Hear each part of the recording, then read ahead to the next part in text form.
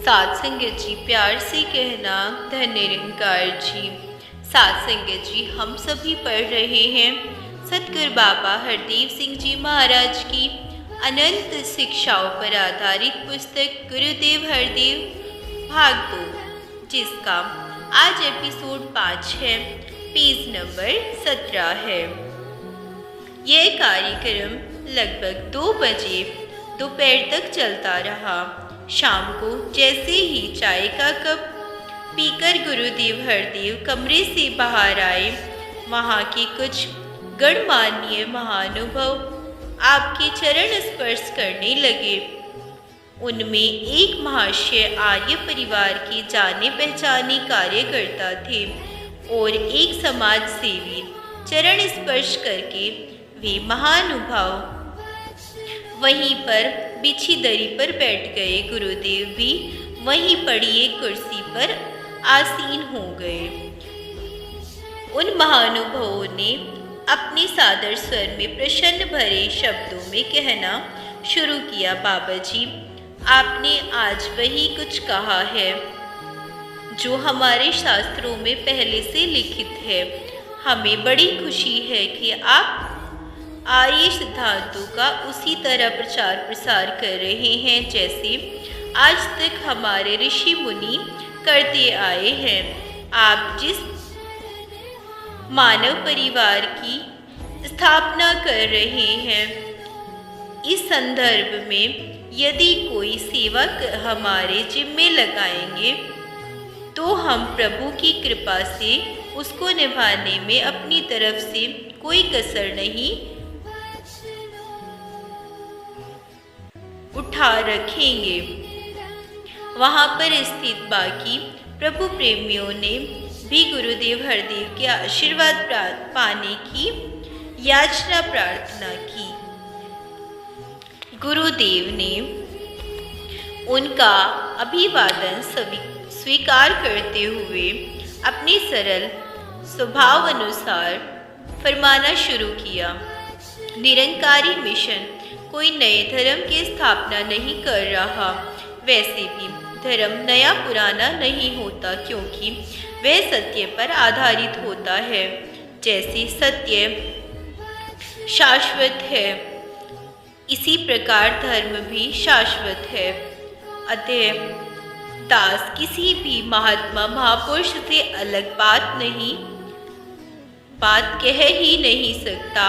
आज जरूरत है कि हम सभी मिलकर आदिकाल से चल रहे सच्चाई के असूलों का प्रचार करने में यथाशक्ति योगदान देने के लिए सदा तैयार रहें। ऐसा कहते कहते आप उठकर बाहर खुले लॉन की ओर टहलने के लिए बढ़ चले। टहलते समय गुरुदेव के साथ विट्टी जी भी चल रहे थे। अचानक विट्टी जी गुरुदेव से कहने लगे, बाबा जी, आज जो आर्य समाजी परिवार के नेता आपसे मिले थे, वह आपके दर्शन करके और आपके विचार सुनकर बड़े संतुष्ट थे, लेकिन आगे पीछे हमसे मजाकन कहते रहते हैं कि तुम्हारा कुछ पता नहीं चलता कि तुम लोग हर ऐरे गहरे का चरणामृत बनाने लगते हो, हर किसी के चरणों को छूने लगते हो, हर किसी को भोग लगाने लगते हो। न जाने विट्टी जी अभी और क्या कुछ कहते। गुरुदेव ने बीच में ही टोकते हुए फरमाया, तुम उनकी बात छोड़ो, अपनी बात कहो।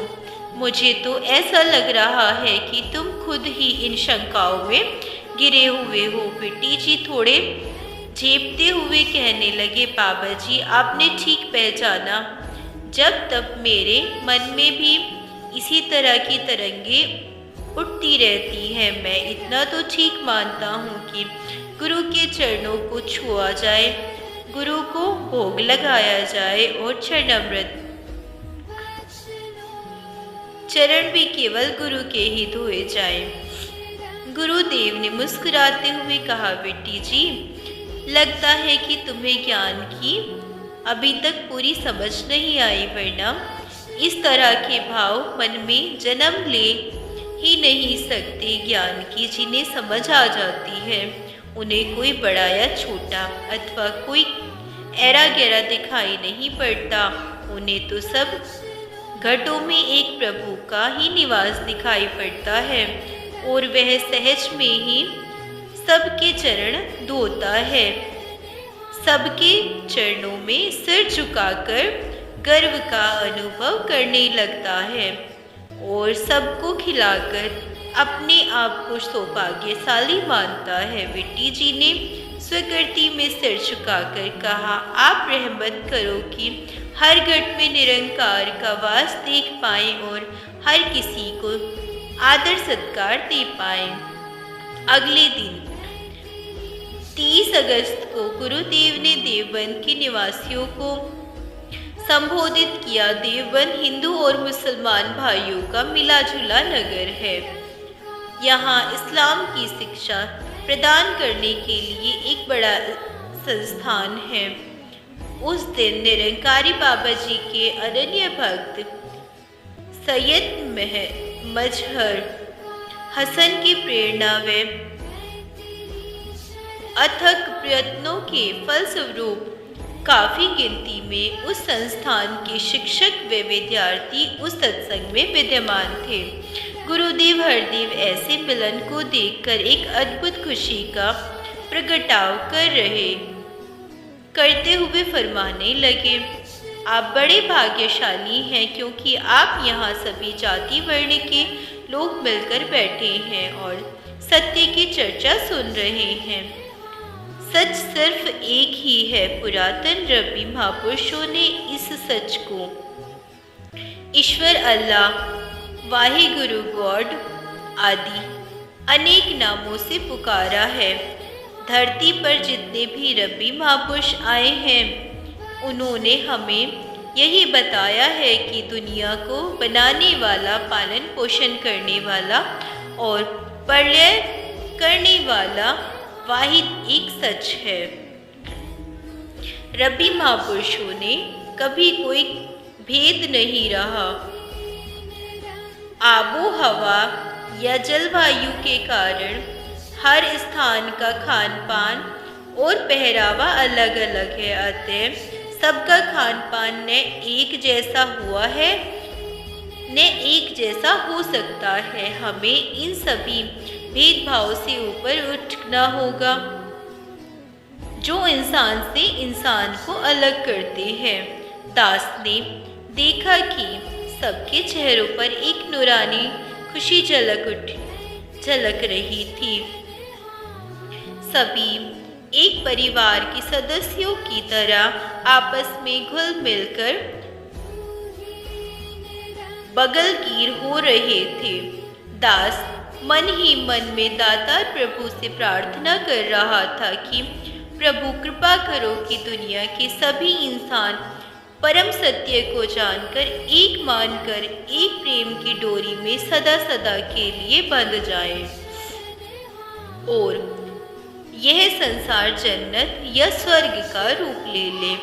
इतने में क्या देखता हूँ कि सैयद साहिब एक बहुत ही वयोवृद्ध शिक्षक को लेकर गुरुदेव के समीप पहुँचे और बताने लगे कि बाबा साहेब ये यहाँ की इस्लामी इंस्टीट्यूट के प्रोफेसर हैं और संसार की सभी मजहबी किताबों का कंपैरेटिव शिक्षण दे रहे हैं। हुजूर, आपको सुनकर इन्हें बड़ी खुशी हुई है और दिल की गहराइयों से चाह रहे हैं कि यह मिशन जो इस्लाम की ही शिक्षा को दोहरा रहा है, इस प्रचार में इनकी खिदमत हासिल की जाए।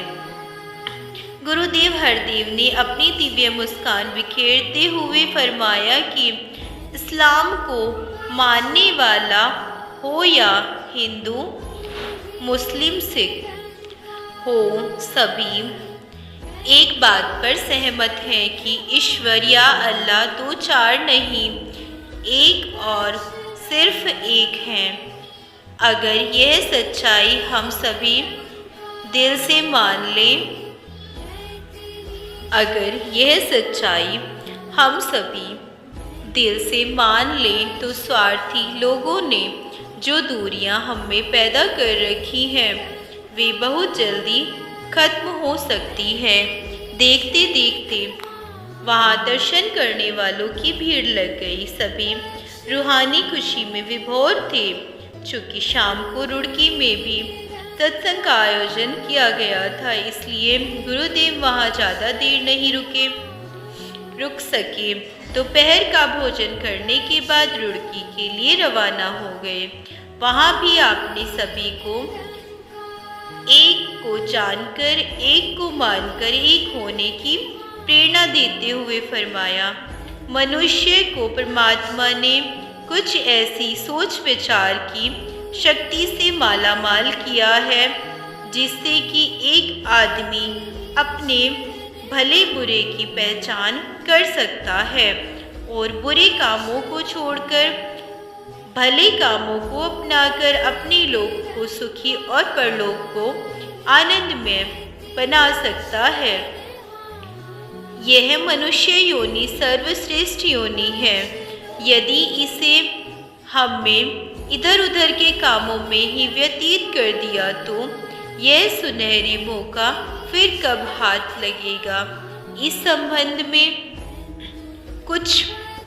कोई कुछ नहीं कह सकता, इसलिए हम सबका फर्ज बनता है कि हम इस मनुष्य योनि का लाभ उठाएं। सत्य के साथ नाता जोड़कर परम पिता परमात्मा की पहचान करें और सही जीवन जीकर अपने आप को योनि चक्र से मुक्त करें।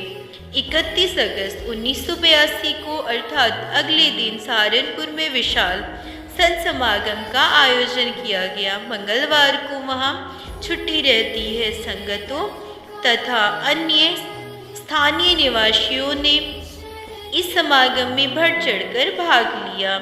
यहाँ भी गांव की संगतों का अधिक्य था। गुरुदेव ने उन ग्रामीण संगतों की श्रद्धा भावना का जिक्र करते हुए सभी को उनके जैसी श्रद्धा भक्ति को अपनाने की प्रेरणा दी। गुरुदेव ने बड़े विस्तार से श्रद्धा और भक्ति का विवेचन करते हुए फरमाया, श्रद्धा वह सीढ़ी है जिसका सहारा लेकर हम अपनी अपनी मंजिल को प्राप्त करने में सफल होते हैं। श्रद्धा के बिना हमारे कदम हमेशा लड़खड़ाते रहते हैं और हम अपनी मंजिल की तरफ बढ़ नहीं पाते। मंजिल की प्राप्ति से पहले ही जिस प्रकार श्रद्धा सहायक सिद्ध होती है, उसी प्रकार अपनी असली मंजिल पर टिके रहने के लिए श्रद्धा का एक अहम रोल है। कई बार दुष्ट प्रवृत्ति के लोग इस श्रद्धा भाव का लाभ उठाने में अपनी सारी शक्ति लगा देते हैं। इसलिए श्रद्धालु का सदा चेतन और परम चेतन रहना परम अनिवार्य है।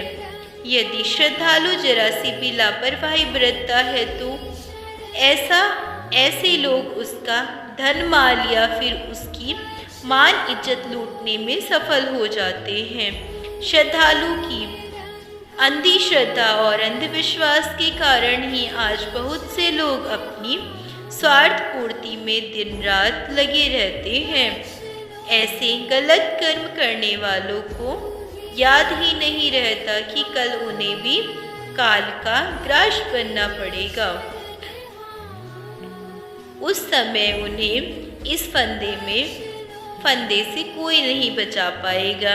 इस प्रकार सभी प्रभु प्रेमियों को आशीर्वाद देते हुए गुरुदेव हरदेव नीलो खेड़ी पधारे। यहाँ नए भवन में प्रवेश करने के उत्सव का आयोजन किया गया था। यहाँ भी भरपूर उत्साह का माहौल देखने को मिला। यहाँ सतगुरुदेव ने फरमाया, हमें जो ज्ञान की रोशनी मिली है इसे अपने तक ही सीमित नहीं रखना, बल्कि इससे सबको राह दिखानी है और सभी के सुखों की कामना करनी है। यह भवन भी उसी ईंट सीमेंट के बने हुए हैं जिससे दूसरी बिल्डिंगें। इसकी महत्ता इसलिए है कि यहाँ बैठकर महात्मा महापुरुष शुद्ध और शुभ भावों का प्रगटाव करते हैं, जिससे एक मानव, एक इंसान सही इंसान बन पाता है। ये स्थान सबके लिए है। यहाँ पर सच की आवाज़ ही उठानी चाहिए। यहाँ बैठकर अकाल पुरख निरंकार का ही गुणगान होना चाहिए। दुनियावी बातों की यहाँ बैठकर चर्चा करना किसी तरह भी वाजिब नहीं। आप महात्मा पहले से ही ये सब बातें समझते हैं। अब तो ज़रूरत है कि हम आज से दिल में निर्णय करें कि हम इन बातों को अमल में अपनाते हुए आप भी सुखी होंगे और दुनिया के लोगों तक भी इस सच की आवाज़ को पहुंचाकर उन्हें भी सुख की दौलत से माला माल करेंगे। साथ संगत जी, आज के लिए इतना ही। प्यार से कहना, धन्य निरंकार जी।